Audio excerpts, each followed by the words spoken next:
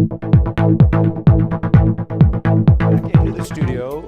As we kind of move towards the end of the program, we have Kelly Pollock from Cocoa with us to help distill. We've covered a lot of ground tonight.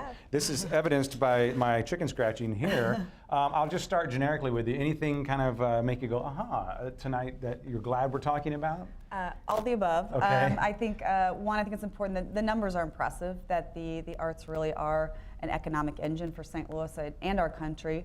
And you can see that both on a citywide level and as we're talking about local communities and just for quality of life. People's pure enjoyment, enrichment, it's what makes us human, is to express ourselves through arts. And so, so we know that intrinsically as human beings that I don't think there's anyone would deny that music and visual art and theater plays a part in our life, but to see the economic impact coupled with that, it becomes a really powerful driver. Yeah, I think livability might have been the first thing out of anyone's mouth tonight. But let's talk about the money for a second there. You see artists working and you have you got the pulse of the community. That's a lot of money, 500, almost $600 million.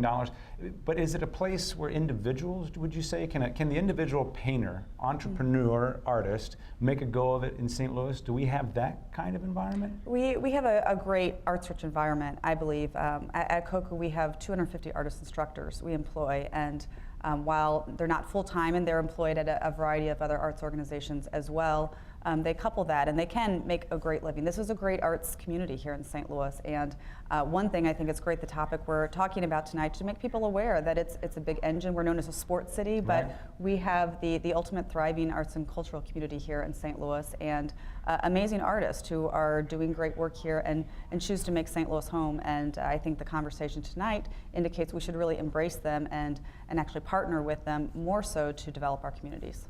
Let's talk more about the power of the arts outside of money. Perhaps we heard from folks in Belleville, Chesterfield, in the city, talking about what the arts can do for collaboration, for identity.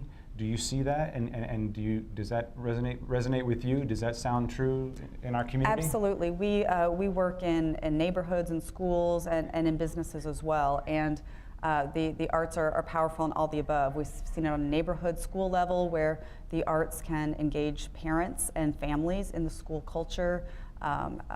Attendance goes up, they can engage kids in learning. We do a lot of work obviously in arts education, and so it's a big driver to engage people in learning. It's a vehicle for lots of learning. Well, and Randy Cohen from the national perspective was talking about how the arts can really help kids turn around a path they may not otherwise want to be on, or we may not want them to be on. Right. Do you see that? I know Cocoa works with young people. Do the arts grab a kid's imagination and change the course of their life? Is that too dramatic and too no, I don't think so. We see lives transformed every day, that whether working in schools or in the studios, that it's a spark to engage them to a place where they can be successful, or maybe in school, in traditional standardized academic learning, they may not find themselves, but the arts give them a way to make meaning that's relevant to them, it's personal, and so they can express who they are. And when you can do that with people, you connect them to what's meaningful in their life, and they get on a path to success. And we see many kids that find the arts as a way to find a path to college, post-secondary, and may not have found that spark otherwise. Well, and that segues into something else too that both Randy and then Dan Tierney from RAC talked about earlier, was that the arts can actually make for a better job force. Absolutely. What do you make of that? Is that something, because we hear all about innovation and creativity and jobs of the 21st century. Where do you see arts playing a role in that? I think it's a huge role, and I would actually say that the arts are going to play a major role in fueling our economy going forward. We heard a little bit about Richard Florida, the creative class, and another study that was done by IBM with CEOs indicated that creativity was the #1 skill set needed to thrive in a very complex world. So I think as things become more automated and science and sophisticated analytical tools are universal, they're across our world, the really ultimate competitive advantage is human creativity. And the arts, through the process of creating art, we talked a lot about art as a destination tonight for performances and whatnot, but the creative process of making, it's really where people really develop creative competencies, and creativity is a muscle. We can develop it. We heard earlier tonight Randy say that it was elusive to businesses. They're not sure how to get their workforces the arts are uniquely suited to develop those competencies. So developing grit, a way to focus, persevere, take risk, to collaborate, to divergent thinking, that there's not one right answer, but there's multiple ways. That's the way artists work and the creative process works. And so the going forward, and at the same time where creativity is considered the #1 skill set needed, we recently heard that creativity for the first time in our country's history is declining in our students, in our youth. Wait, say that again, because I think that might be important. I think it's very important. I think it's a really critical thing that our country needs to pay attention to, that while creativity was identified as the #1 skill set that CEOs indicated was needed in the workforce, they found a study that creativity measured against 50 years is now declining in the students in the next generation. And so just at a time when we need it most, it's declining. And so I believe strongly that the arts are a way to get us there, to really fuel divergent thinking where there's multiple answers and ideas.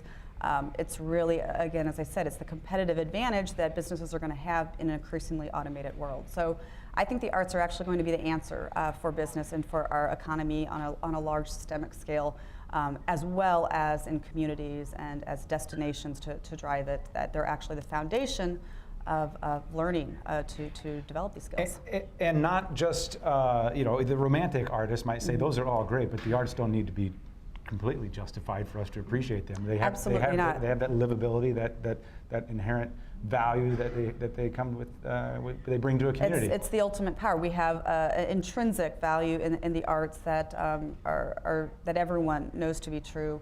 But they're also a great vehicle and a pathway to achieve many other art outcomes. And we heard tonight, too, when they're partnered with businesses, with city planning, when people come together, they can be a very powerful tool. So I would contend they're the ultimate answer to really fuel our economy in many ways. You know, when you and I were tiptoeing over here to try to be quiet while Ed was talking, you mentioned to me, we have a pretty significant standard set for us in our most famous artistic symbol. Absolutely. Tell me what you think about. Expound on that thought that we were. Well, kind of and as the head of an arts organization, we believe strongly in the arts, and again, we're known as a sports town, but the most iconic symbol of our city is the Gateway Arch, which was a beautiful piece of sculpture, of public sculpture. And so the arts really do help both as individuals as well as a city and a community express who we are and make us authentic and reveal what it is our city wants to express and who we are as people. So I think St. Louis has more opportunity to embrace the arts and to have it demonstrate who we are as a city, and you can see that happening in other cities across the country, Austin or Portland, they use the arts to express who they are, and so that's what we can do more of here. Thank you very much. Kelly Pollock from COCA, thank you for your time. We appreciate it. We're going to have a little bit more fun. We went back out onto the street and we asked folks, what's your